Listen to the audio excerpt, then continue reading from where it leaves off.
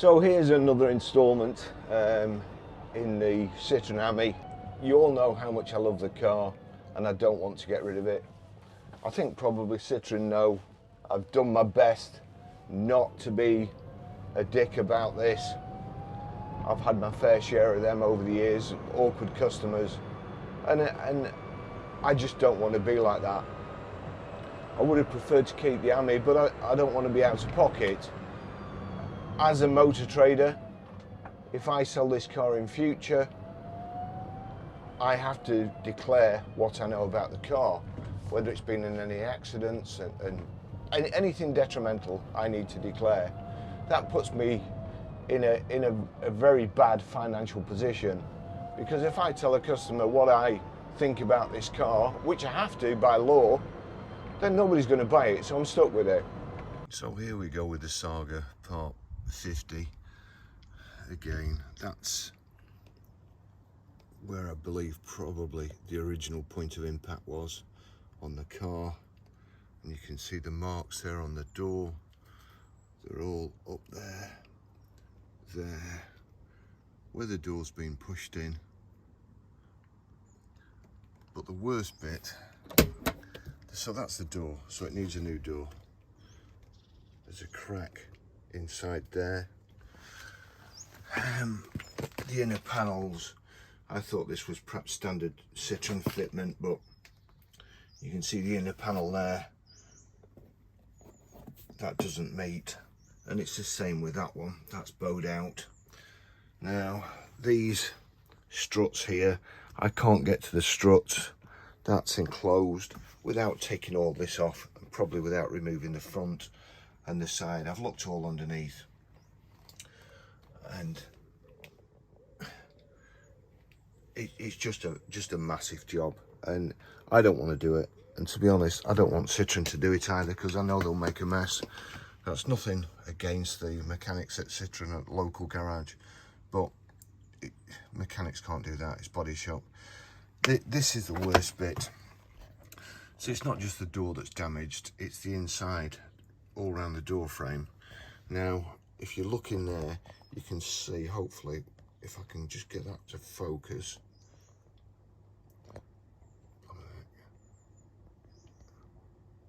It's not focusing very well. But around here, look, you can see all that door there has been bent in. It's all marked there. It's marked in the corner. It's marked where the door's pushed against it here, up there. All that has been bent beyond its limit. So you can imagine what sort of impact it was, which is a good testament to the little Ami, really. But this is the giveaway here. This panel here, the front wing, has been bent. But you see there, that's how much it's been bent in by the look of it. That looks like where the impact has pushed it in and bent that forward. To be fair, the plastic's obviously sprung back, and again, it's a testament to the Citroen Ami. But it's not a testament to me paying £8,850 for a brand new car, getting this, and then treat it like shit. I've offered Citroen 2 deals. One to compensate me, and one to take it back. I've got to say, they have been absolutely useless from the start. From ordering the vehicle to me reporting a fault and them just not doing anything, to me rejecting the vehicle and them still not doing anything.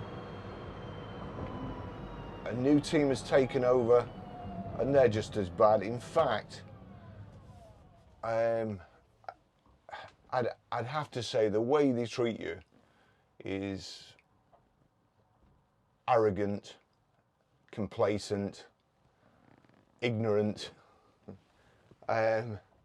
just not good.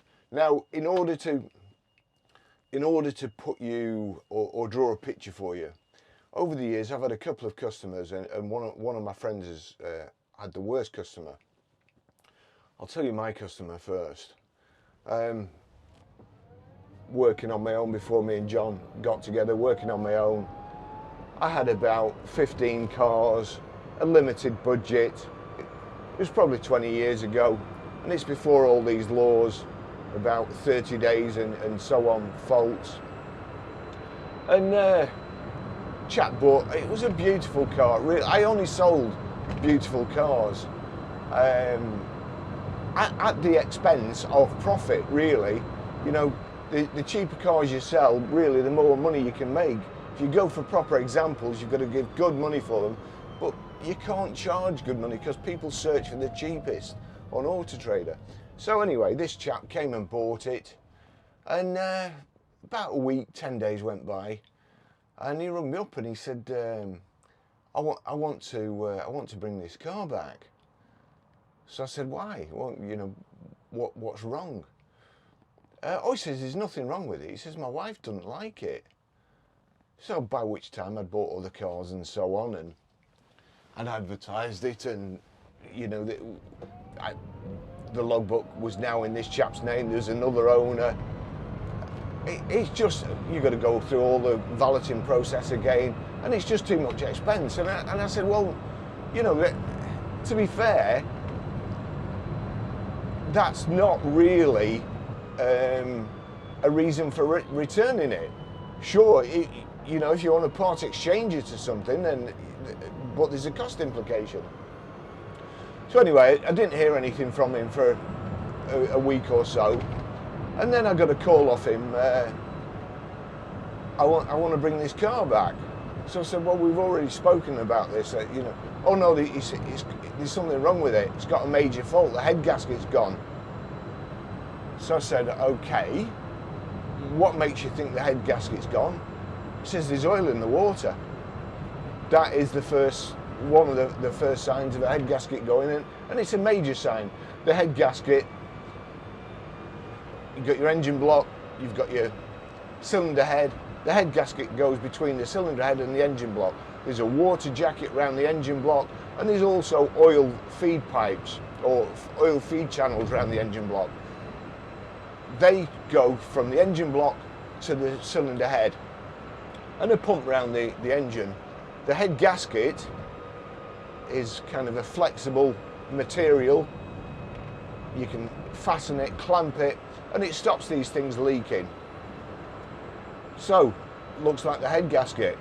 Now, even though I was only a small dealer, I've got a reasonable, well, quite a very good mechanical knowledge because I've been in the job all my life, and B, I have all the proper tools. And there was a tool, a sniffer tool, and what you do, you put a chemical in a pipette, and then you suck the coolant out of the radiator.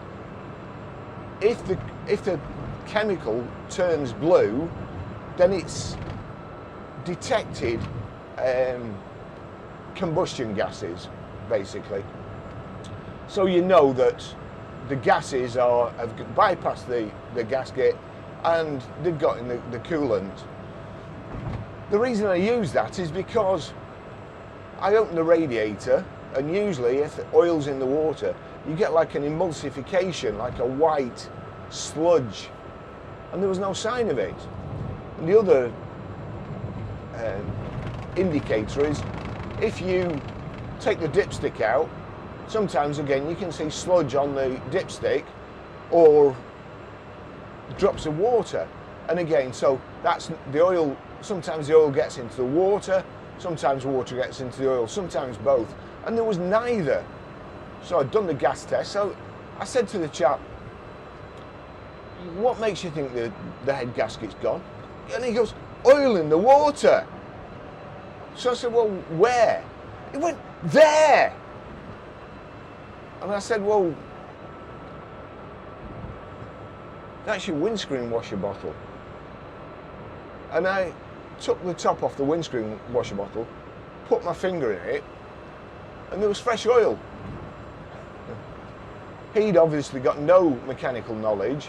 He thought that was the top-up reservoir for the radiator, and he'd poured fresh oil in there in order to pretend that the head gasket was gone, there was a major fault, and he was returning the car. So I told him to go and read his Haynes workshop manual before he tried anything like that in the future, and sent him away. To this day, I've never heard or seen of him again. Now that didn't really cost any money, and also, you know, we didn't do it. The car had been checked over before it went out. Our mechanics filled the water bottle up with detergent, not oil. And good old boy from the motor trade, Chris Smith. Well, he was one of my main enemies stroke competitors when I was selling Vauxhalls and Opels. He was at Fairways, the Vauxhall garage. I've known him 50 years. Anyway, so yeah, so that was it. He put it in the windscreen washer reservoir. My friend, he sold the 7 Series to a particularly nasty guy, and the chap wanted his money back. And again, there was no reason for it, just what we call buyer's remorse. He'd changed his mind, and there's no reason. And we use money, and you have to keep it turning over. Very seldom do car dealers, especially independent car dealers like me and my mate, have lots of money in the bank. Just doesn't happen. So he said no. Anyway, a few days later, this chap rang him up and he says, my engine's seized in this 7 Series, I want my money back. Which, you know, alarm bells go off straight away. He wants to return it, then all of a sudden it develops a major fault. You wouldn't believe how many times this happens to us in the motor trade. So my friend got the 7 Series recovered. He'd put a warranty on it. He reported it to the warranty company. The warranty company sent an inspector down. The inspector dismantled the engine and found out that there was no oil between the shells where they'd seized up. There was no oil whatsoever, it seized up. The oil in the engine hadn't overheated, it wasn't burnt. You can tell when oil's got too hot, you can tell. And he came to the conclusion that this person had drained the oil out of the engine, run it till it had seized, and then put the oil back in so that he could return it. It caused £10,000 worth of damage because I think that was more than the car was worth. So he wrote the car off because he didn't want it anymore, and he was prepared to put that cost onto a car dealer because he didn't want the car anymore. So that's it. So I'm mindful when I want to return something. I'm mindful of not being a dick like that. I discovered the problem. I thought it was stress at first. I reported it to Just Citroen, their their service manager, took photographs of the vehicle. He examined it, and that was 2-3 weeks after I'd bought the vehicle. I'd already reported it to Mark, the sales manager, by message and sent photos. So I'd done my bit, I'd reported it. By the end of the month, or coming towards the end of the month, for 30 days, I hadn't had any reply. I assumed Citroen were dragging their feet on the repair. And the more I thought about it, the more I realised I didn't want it repaired. This car was delayed to start off with. God knows where it was, but anyway, the car's since been ceramic coated. I know they'd stopped making the Vibe. The chances of getting a Vibe door, the chances of getting a door the same colour were just non-existent. And also the body shell around the door frame has been damaged. That means all this tub that I'm sat in to make the job right needs replacing. I bought this electric vehicle to try and offset some of my carbon footprint. I've been running a Range Rover, you know, I'm not a virtue signaller. When I started, BC Cars was there in the corner, as luck would have it. As BC Cars, I sponsored a young lad in Ghana right throughout his school, up to his working, and I paid for loads of books, desks, goats, water, and stuff like that for this little village, and the school in Dangme West it was. The lad was called Bismarck. So I've always tried to do my bit. I try not to shout about it too much, but as I've mentioned in other videos, whenever I do something good, there's never somebody filming it. It just, you know, I just go on about my business. So I've tried to do this. I've tried to be good. I've bought this. I don't use my Range Rover anymore. I come to work and back in this. And it's brilliant. It's fantastic. Love it. But I'm not a mug. You know, I'm not somebody who will get fed up, who, if people ignore me, or for instance the Ami team, when I contacted them to reject it, they said you can't reject it, you've only got 14 days and it's after the 14 days. Now again, I've never researched this properly because I've never needed it. Certainly my customers have never needed it. Where if the car goes wrong with a major fault within the first 30 days, you have the right to reject the vehicle, and you also have the right not to give them the opportunity to repair it in the first 30 days. And you also get your full money back, no deductions.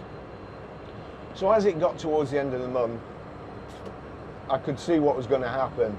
So I rejected it to cover myself. And as I say, they said I couldn't, but then I schooled him. Now, I've got this car. I've never received an invoice for it. I've never got any paperwork. So that's the other thing. There's certain laws that if you don't have the correct paperwork with the correct phrasing and disclaimer on it, you can reject a car up to 12 months, just for any reason whatsoever. You just don't like it, don't like the colour, you've seen something better, you can reject it. That's my understanding.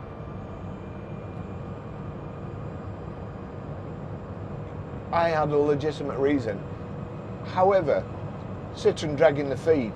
After the first month, they're entitled to deduct wear and tear off the vehicle. Other people have said, you know, if you're going to reject a vehicle, you should take it back to the dealership. It's not the dealership's problem, really. I don't want to be a dick. Just Citroen have been fantastic. When you go to Just Citroen, they've got, like us, they've hardly any room at all in the compound. They're chock-a-block with cars. You're just asking to get the car damaged again. I'm asking for them to get one of their cars damaged, to use up their space. So I've not done that. I've worked with them, I've asked them for £4,000 back. Now, my way of thinking, and if they give me £4,000 back, I'm not going to be jumping up and down.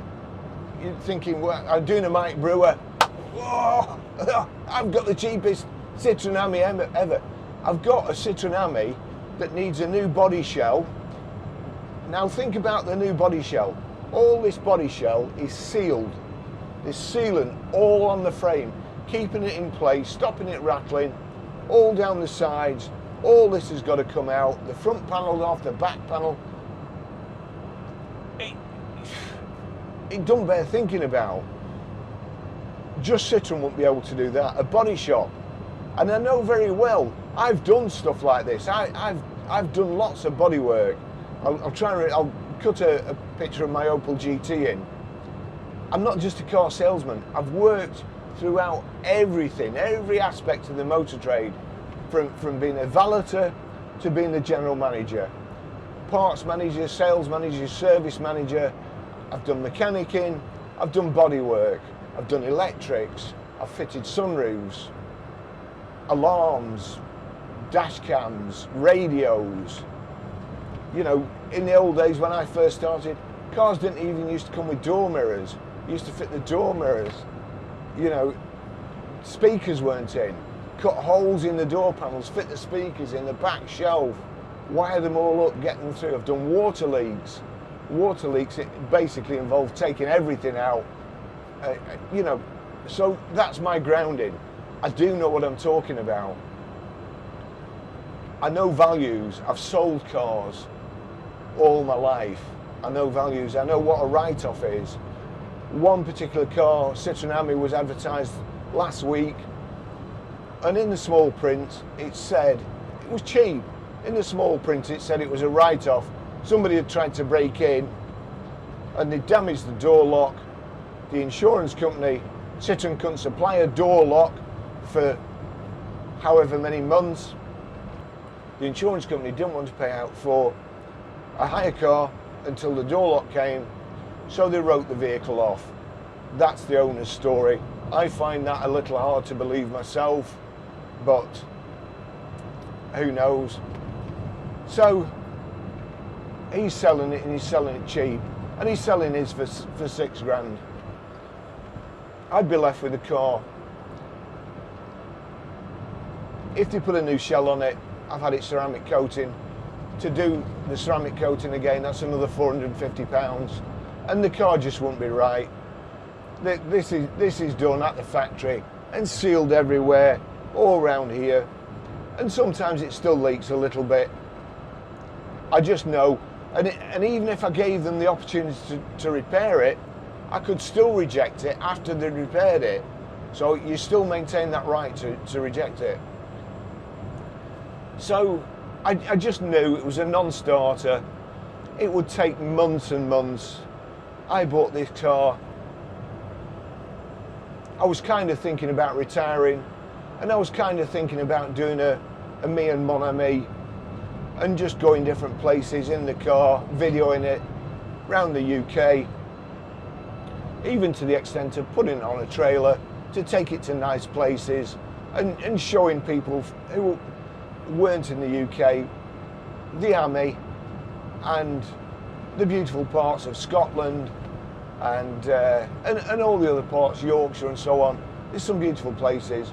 That was my idea. All that has gone to crap.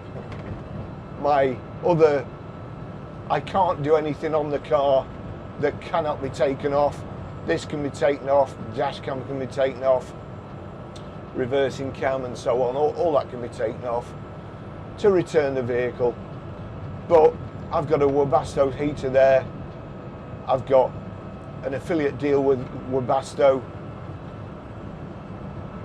The major fault, no, it's not a fault, the major drawback with the Ami is it's got no heater, and in the winter, condensation, snow and so on, it will make it hard work. I think this video with the Webasto heater, fitting it, I've got a place that offered to fit it for free for me, if I did a couple of videos for them, and all that would have been money which I will not get now. You know, that ship sailed. Somebody else has fitted a diesel heater. You know, I had this ready to fit. Tim, even Tim from Me and Mon Ami fitted one, and they're doing a great job of showing places in the south of France which are nicer and warmer than the places I was going to go in the UK. So all that's gone. The chap I've been dealing with recently at Citroen, the rejection process was starting in May, and then nothing happened. I emailed them and emailed, nothing happened. Eventually I found out that the team had been replaced with another one. And then I got an email off this chap, only because Mark at Just Citroen had rung them up and said, hey, what you doing? You know, this guy has got problems with his Citroen, you're making us look bad, can you deal with it?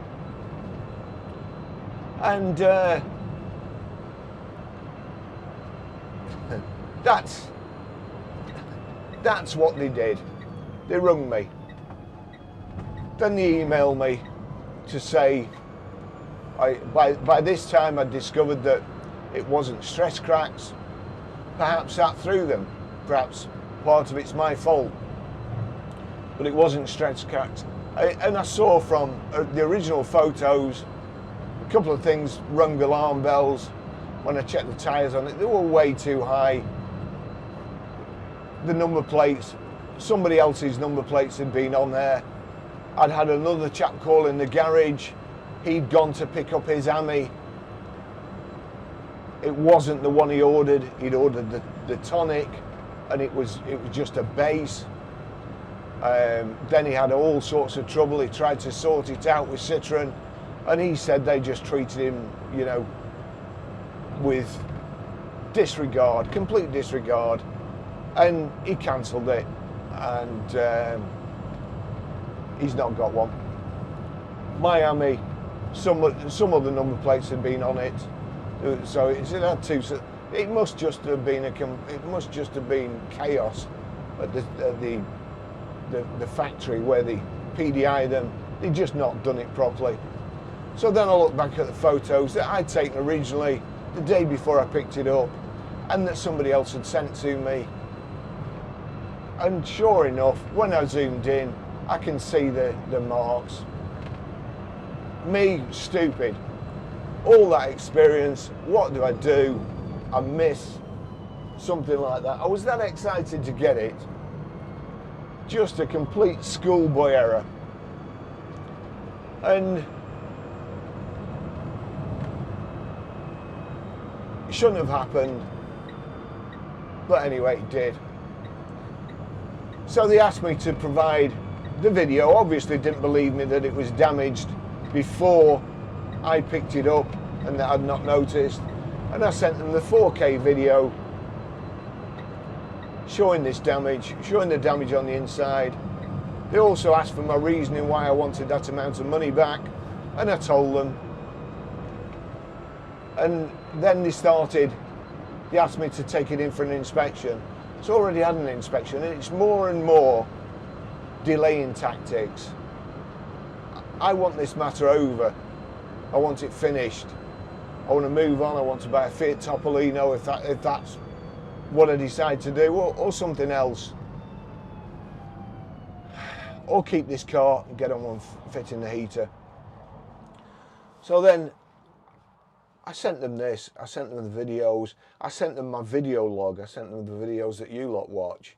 I sent them the whole list of how it was chronicled, how it was discovered, what the damage is, me checking it, me saying, you know, they should have been in touch with me, this could be serious damage, it could be dangerous damage, there could be a crack underneath, and yet they've done nothing about it, they've just left it and ignored me. So they then asked me to take it back to Just Citroen for a complete diagnosis. So I said, right, enough's enough, continue. I've had enough, I've been patient. I want to reject the vehicle, I want to continue with the rejection. Nothing happened. I emailed and nothing happened. I emailed Mark again, poor Mark at Just Citroen, nothing to do with him. They just get a couple £100 for managing it, for, you know, putting up with me. Boy, have they earned their 250 quid.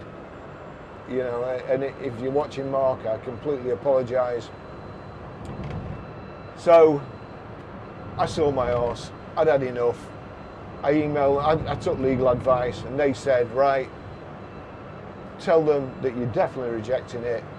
Take the vehicle back to Just Citroen, wash your hands of it, and then we'll take over. Now, to do that, I'll have to take my private plate off. That'll be 120 quid. I'll have to take all this off. Roof, bearing in mind I've got the long extension for it, I've got the short extension lead, I've bought the sun visors, I've bought the catch to keep the door open, and a few other things. As I say, this sun blind, I think that was about 70 quid, another 70 or 80 quid for them, 120 quid for the Cherish transfer back to take it off, and then take it back to just Citroen and stick, you know, put it basically in their way to what effectively is to make a nuisance of myself. And perhaps fall out with them.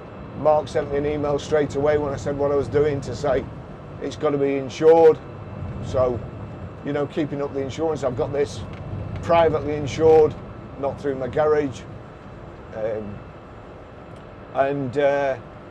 So it's all cost. The cost of the insurance, 48 quid a month. I think it's 480 quid a year, so a bit less than that.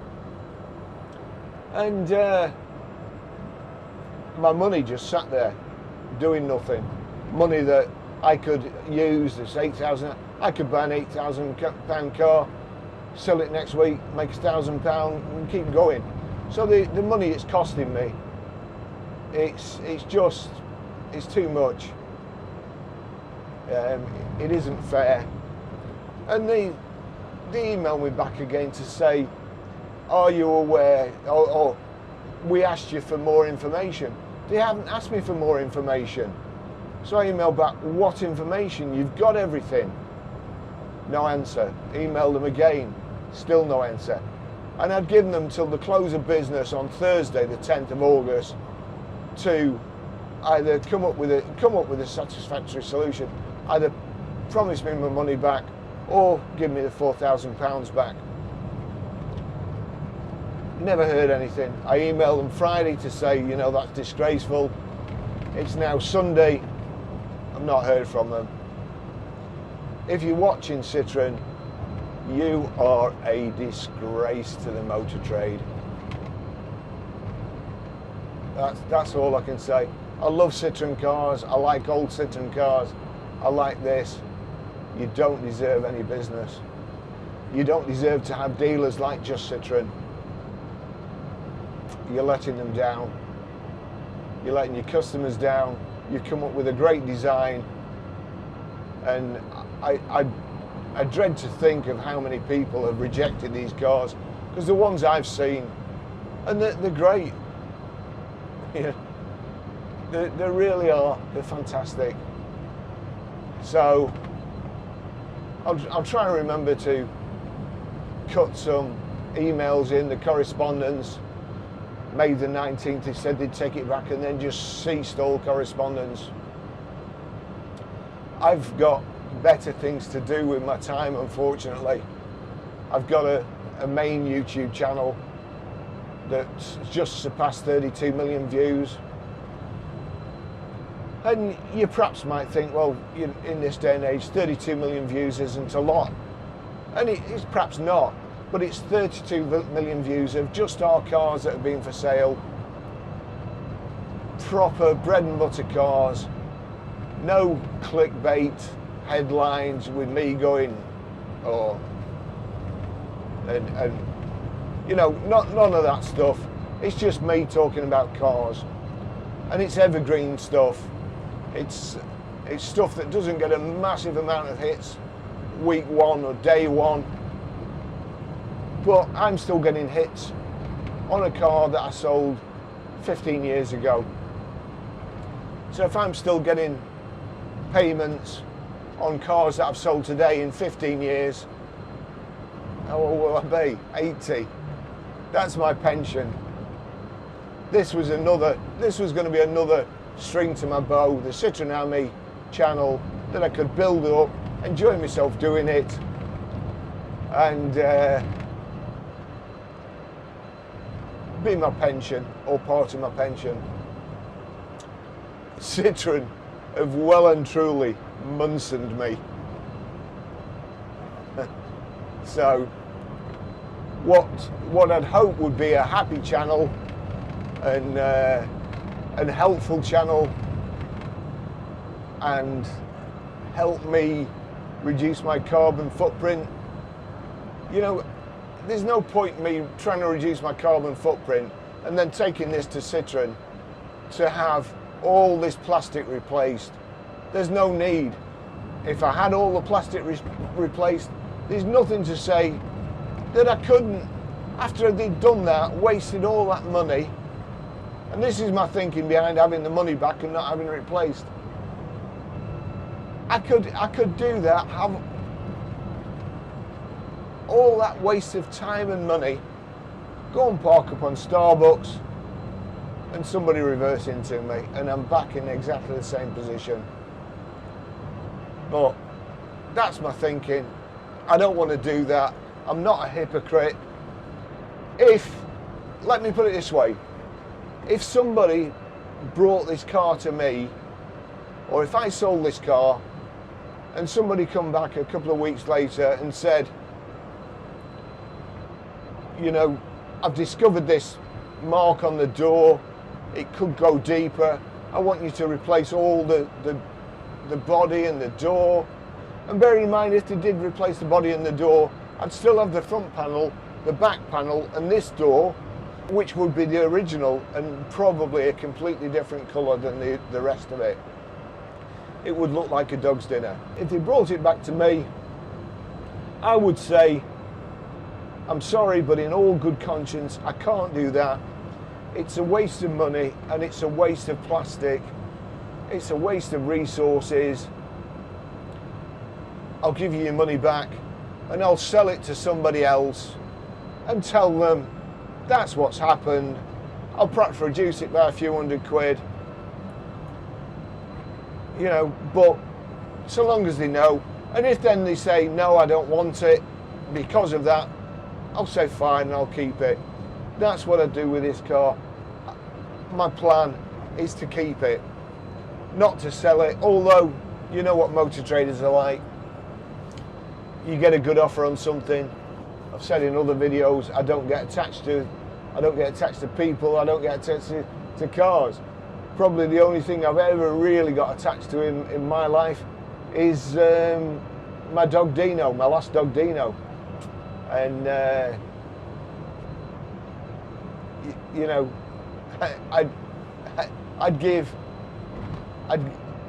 if somebody offered me the opportunity to have my dog Dino back for a day, for 24 hours, and give this away, I wouldn't think for a second how the car would go. Money means nothing to me. Cars mean nothing to me. So I'm not trying to make money out of this situation. I'm not trying to be awkward. Just give me my money back. You know, you're not treating me fair. Give me my money back, and that'll be it. That'll be sorted. Oh, I won't be happy, but don't think for a second I'm just going to let you ignore me. Because if it means driving down to Citroen headquarters, in fact, now that's a plan. Rather than dump it on market just Citroen, let me find out where Citroen headquarters is, and I'll go and dump it on their car park. In fact, no, I won't do that, because then I'd be getting as bad as Just Stop Oil and things like that. So that's my next plan. Watch this space. I'm really sorry this channel has turned into a moan fest, because it was the last thing on my mind. I was really, really looking forward to getting it. So anyway, I'm going to go and get a coffee now and edit this video. Thanks for watching. And honestly, if you get one, they're brilliant. As long as you know it's going to be cold in the winter, they steam up, they do 28 mile an hour, you've got a range of 45 miles on the electric, but I would say, you know, you're going to be doing 35 mile and then recharging. I don't think I think I got it to 6 mile once, and you got the warning lights on. So don't think it's going to do any more than that. Don't buy it thinking you're going to have it chipped and you can do 50 mile an hour. It's not meant to do 50 mile an hour. It's not built to do 50 mile an hour. The tyres aren't made to stop you. The brakes aren't made to stop you from 50 mile an hour. And if you're on the road doing 30 miles an hour and there's a car coming the other way, your closing speed is 60 miles an hour. Your impact is going to be 60 miles an hour. If you're doing 50 mile an hour in this and you hit somebody else doing, you're dead, I think. Dead or severely injured. There you go. Right, on that happy note, thanks for watching. I'll see you in the next video. Ciao.